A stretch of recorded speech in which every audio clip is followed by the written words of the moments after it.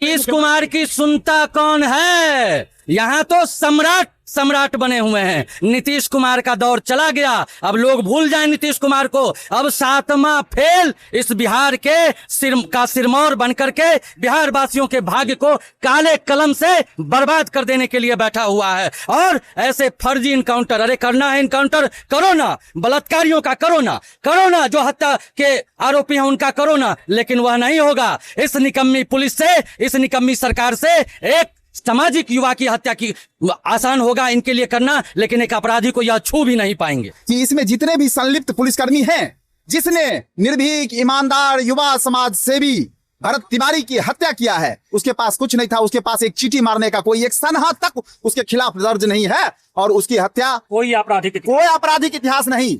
बावजूद इसके उसका इनकाउंटर राजनीतिक दबाव में, सम्राट चौधरी के दबाव में हुआ है। क्योंकि सम्राट चौधरी ने कल होकर के बयान दिया था कि एक युवा पिस्टल लहरा रहा था, हमारी पुलिस को चैलेंज कर रहा था, तुम 8 मर्डर का हत्यारा हो, मुख्यमंत्री हाफी डिपीट, हाफी डिपीट, जिसको महात्मा गांधी का पूरा नाम नहीं पता। जी क्या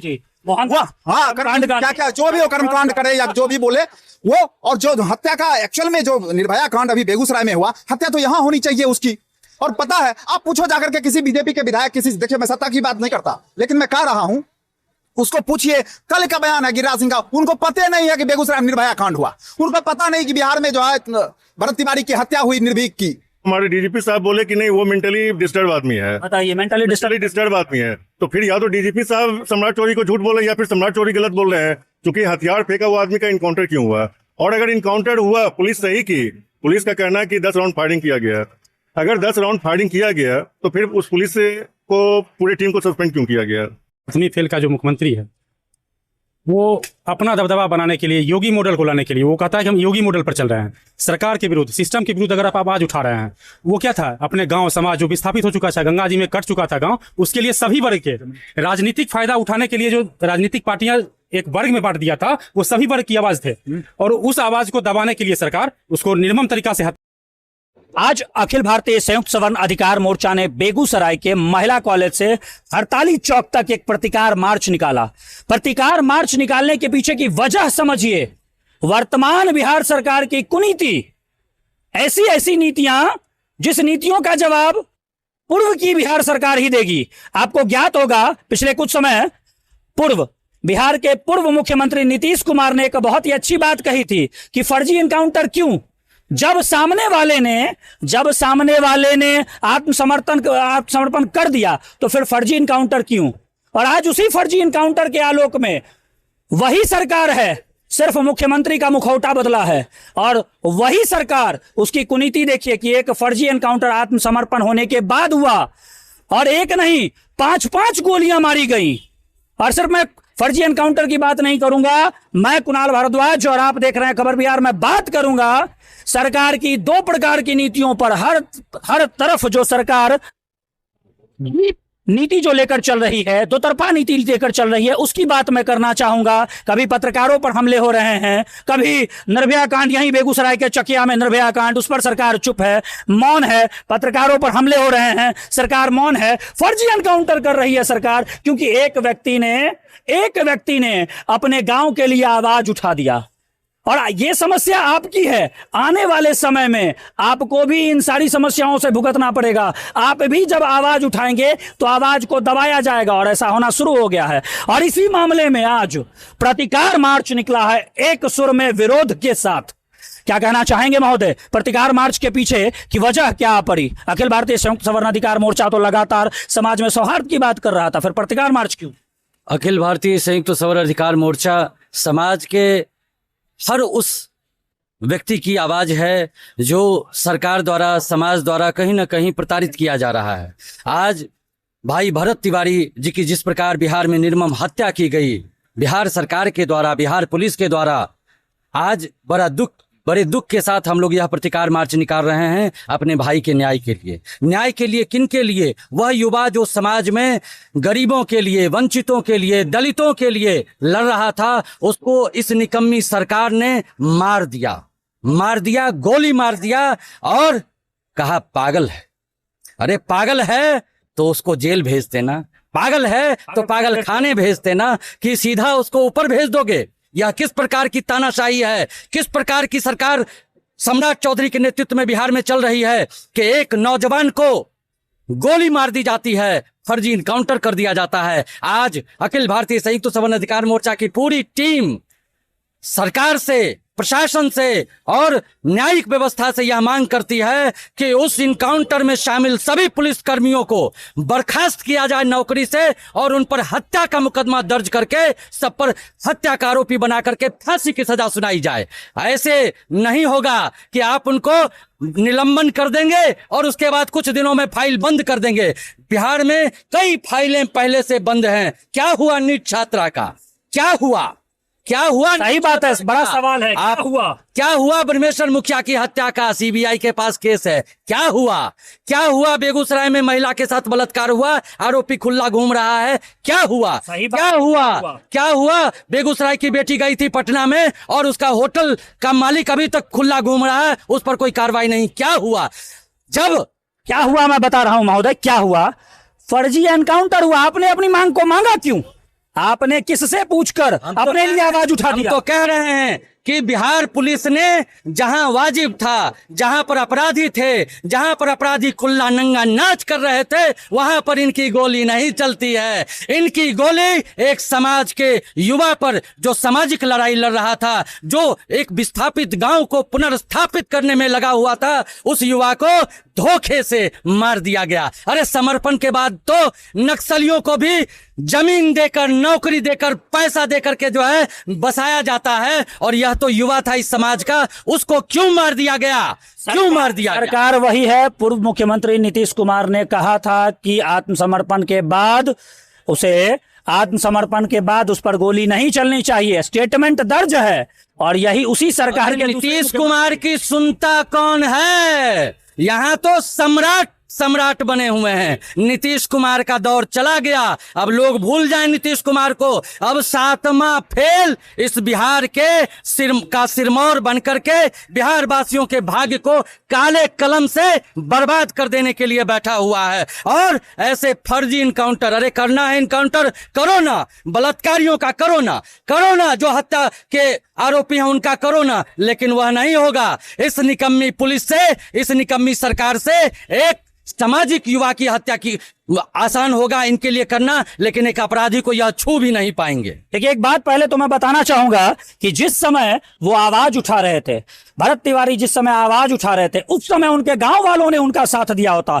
हमारे जैसे चैनल वाले जो पत्रकार हैं, आज उनके गांव जाकर दिखा रहे हैं, उन पत्रकारों ने उनका साथ दिया होता तो क्या ऐसा होता? आज तमाम गांव वाले कह रहे हैं कि हमारे लिए वो लड़ाई लड़ रहा था, हमारे लिए सड़क की व्यवस्था करवाया, बिजली पानी की व्यवस्था करवाया, तो आपने उनका साथ क्यों नहीं दिया? और यही विडंबना आप सभी के साथ होगी, सभी को एक होना होगा।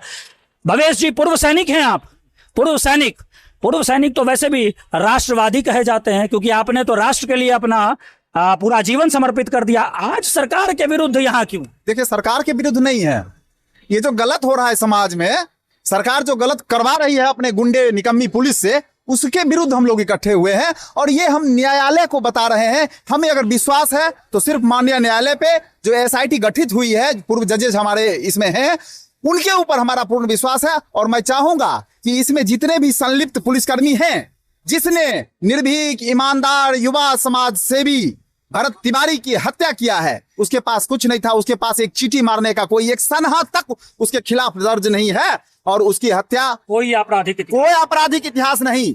बावजूद इसके उसका इनकाउंटर राजनीतिक दबाव में, सम्राट चौधरी के दबाव में हुआ है। चूंकि सम्राट चौधरी ने कल होकर के बयान दिया था कि एक युवा पिस्टल लहरा रहा था, हमारी पुलिस को चैलेंज कर रहा था, तुम 8 मर्डर का हत्यारा हो, मुख्यमंत्री हाफी डिपीट पीएम, हाँ हाफी डिपीट, जिसको महात्मा गांधी का पूरा नाम नहीं पता। जी क्या जो भी हो, कर्मकांड करे या जो भी बोले वो, और जो हत्या का एक्चुअल में जो निर्भया कांड अभी बेगूसराय में हुआ, हत्या तो यहां होनी चाहिए उसकी।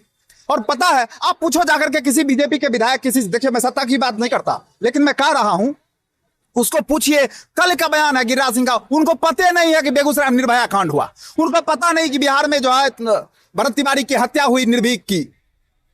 मतलब ऐसे हमारे राजनेता हैं, ऐसे हमारे सांसद हैं, हमारे विधायक तो अभी तक इतनी बड़ी घटना हो गई, हमारे कोई विधायक, यहाँ तक कि तेघड़ा विधायक भी सामने नहीं आया जिनके क्षेत्र की घटना है। अरे पटना में हमारी बेगूसराय की बेटी के साथ होटल हिडन विला में जो घटना हुआ, उस पे किसी ने, सत्ताधारी विधायक ने कुछ किसी सत्ताधारी विधायक नहीं बोला। नहीं बोला। फिर बेटी गायत्री जो नीट की छात्रा थी, उसके साथ शंभू गर्ल्स हॉस्टल में जो हुआ, किसी ने बोला क्या? नहीं बोला। इसमें कौन बोलेगा? देखिए स्पष्ट जनता को जगना होगा, जनता खुद पहचाने, जनता खुद अपनी प्रतिरक्षा करे, तभी होगा। नहीं तो प्रतिरोध मार्च हम निकालते रहेंगे, सत्ता के ऊपर कुछ नहीं, लेकिन मुझे न्यायालय पे पूर्ण भरोसा। नहीं, एक सबसे बड़ी बात, वक्त वापस लौट कर आता है। आज उनकी बारी तो कल आपकी बारी, आप इंतजार कीजिएगा, कल आपकी बारी है, आपको भी समझना होगा। सर, इस बिहार में 50 से ऊपर उम्र हुई आपकी, और इस बिहार में आपने 50 साल जगह जगह घूम कर देखा होगा। आज जो आप देख रहे हैं, क्या लगता है आपके बच्चों का भविष्य सुरक्षित है? बिल्कुल नहीं। मैं पिछले 2 दिनों से काफी बेचैन हूँ। जब से भरत तिवारी का वीडियो देखा, उसके बारे में न्यूज़ देखा सोशल मीडिया पे प्लस मेन स्ट्रीम मीडिया पे जो न्यूज़ देखा, और पिछले 3 दिनों से मैं लगभग 5 से जिला में मैं घूमा हूँ अपने रोजगार के सिलसिले में। बिल्कुल, हर एक जगह लोग यही बात कर रहे थे, और मैं देख रहा हूँ कि भरत तिवारी के प्रति लोगों की सहानुभूति बढ़ते ही जा रही है, हर एक धर्म, हर एक जाति के लोगों का, क्योंकि ये हमारी खुद की समस्या, क्योंकि ये आम लोगों की समस्या है। आज मैं यहाँ पर जमा हूँ तो सिर्फ अपने लिए, अपने बाल बच्चों के लिए, अपने समाज के लोगों के लिए जमा हूँ, विरोध करने के लिए कि इस तरह का काम नहीं होना चाहिए। क्योंकि 3-4 प्रश्न जो है वो बहुत कॉमन है भरत तिवारी के मामले में, जो अपने आप उठ जा रहा है मन में, कि हमारी बिहार पुलिस इतनी लाचार थी कि जिस समय भरत तिवारी आर्म्स लेके पुलिस को ललकार रहा था और पुलिस कुछ नहीं कर पा रही थी, कितने लाचार हमारी पुलिस थी। नंबर 2, कि जो वीडियो बाद में आया कि भरत तिवारी सरेंडर कर दिया, वो हथियार फेंक के बोला सरेंडर, उसके बाद उसकी माँ भी बोल रही कि सरेंडर कर दिया, गांव वाले भी बोल रहे कि सरेंडर कर दिया, फिर क्या कारण था कि पुलिस इनकाउंटर की।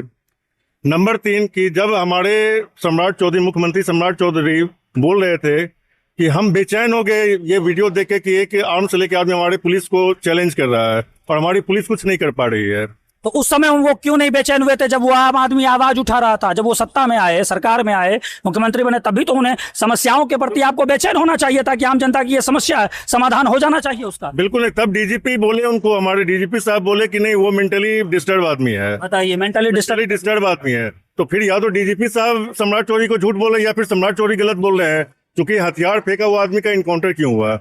और अगर इनकाउंटर हुआ, पुलिस सही की, पुलिस का कहना है कि 10 राउंड फायरिंग किया गया, अगर 10 राउंड फायरिंग किया गया तो फिर उस पुलिस को, पूरी टीम को सस्पेंड क्यों किया गया?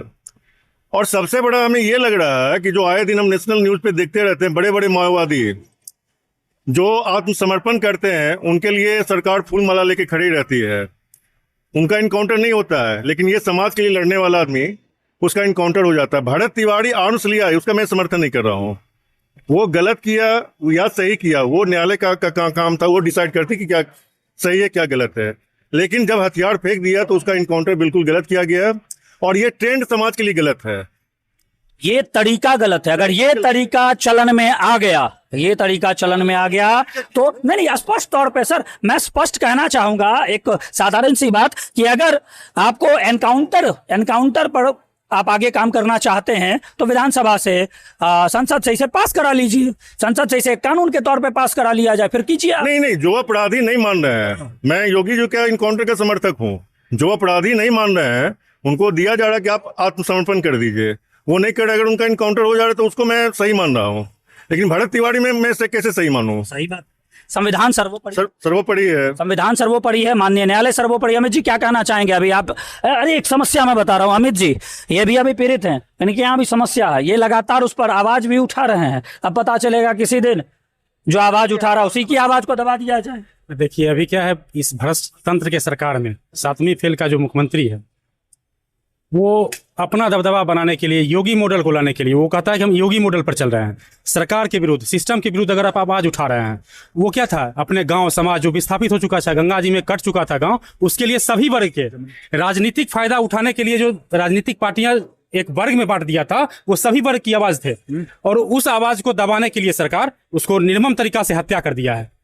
देखिए पत्रकार महोदय, मेरा एक चीज स्पष्ट मानना, जो मैं देख रहा हूँ और खुद मैं बेचैन हूँ कि युवाओं में, देश के युवाओं में, हालांकि मैं भाजपा का समर्थक हूँ, मैं बावजूद आज आप भाजपा हाँ, मैं भाजपा का घोर समर्थक हूँ और मैं मेंबर भी हूँ, सक्रिय कार्यकर्ता भी हूँ। मैं चुनाव में भी रहता हूँ, भाजपा के चुनाव में। बावजूद आज आप पे बात बिल्कुल, क्योंकि मैं एक चीज देख रहा हूँ, बहुत क्लियर मुझे नजर आ रहा है, जो मेरा अनुभव है पिछले 10-12 सालों का, जो एक सामाजिक और राजनीतिक अनुभव है, उसके आधार पर मैं इतना देख रहा हूँ कि आज का युवा काफी बेचैन है। और भरत तिवारी का जो अभी केस हुआ, वो एक आग में घी का काम किया है। क्योंकि होता क्या कि युवा दिन रात 10,000, 20,000, 25,000-50,000 नौकरी के लिए धूप पानी बरसात में दौड़ रहा है, तब जाके वो उसकी कुछ कमाई हो रही है। और अफसरों के यहाँ छापा पड़ता है, नेताओं के यहाँ छापा पड़ता है, तो 50 करोड़, 2 करोड़, 100 करोड़ रुपए ऐसे पकड़ा जाता है। बावजूद वो लगातार काम कर रहे हैं। तो युवाओं में ये आक्रोश अंदर से है कि आखिर हो क्या रहा है। और भरत तिवारी के केस में एक चीज हो गया कि अगर हम सही बोलेंगे तो हो सकता है कि सत्ता में चुप करा दे। सर, हम पत्रकारों को भी आए दिन झेलना पड़, बिल्कुल ऐसा हो रहा है, हमारे ऊपर भी दबाव बनता है, हमारे साथ मारपीट भी हो रही है। बिल्कुल। कल ही एक पत्रकार महोदय के साथ यही सामने खड़े हैं, इन्होंने मनरेगा को बछवाड़ा में मनरेगा के मामले में इन्होंने आवाज बुलंद कर दिया। वहां पे गलत तरीके से काम हो रहा था, फर्जी वो हाजिरी बन रही थी, इन्होंने आवाज बुलंद कर दिया, उनके साथ जबरदस्त मारपीट हो गई। आप लोग खड़े हैं, लोकतंत्र के स्तंभ एक हैं, ऐसा गलत हुआ, नहीं होना चाहिए। वही मैं कह रहा हूं सर, स्पष्ट तौर पे देखिए, ये प्रतिकार जो है ये आम आदमी की आवाज है। अब आम आदमी में वो आक्रोश उत्पन्न हो रहा है। और मैं स्पष्ट तौर पे बोलना चाहूंगा, आज आप फेसबुक पर जो लोग लिख रहे हैं, सरकार अगर उसे देख रही है, सोशल मीडिया को हैंडल कर पा रही है, देख रही है, तो सरकार को भी समझना चाहिए कि ये आक्रोश निकल रहा है लोगों का। पहले ऐसा क्यों नहीं होता था, आज ऐसा क्यों हो रहा है? क्योंकि सरकार की गलत नीतियों, बढ़ते हुए अफसरशाही के माहौल के बीच युवाओं में आक्रोश फैल रहा है। आम आदमी में, मध्यम वर्गीय परिवार जो कल तक पिस रहा था, अब वो दबाव सहन नहीं कर पा रहा, और सरकार को इसे समझना होगा, अन्यथा अराजक स्थिति उत्पन्न हो जाएगी। और वही अराजक स्थिति आने वाले समय में सरकार के लिए, सरकार के कार्यों को नेस्तनाबूद करने का काम करेगी, सरकार को ही नेस्तनाबूद करने का काम करेगी। ये बात समझने की आवश्यकता है।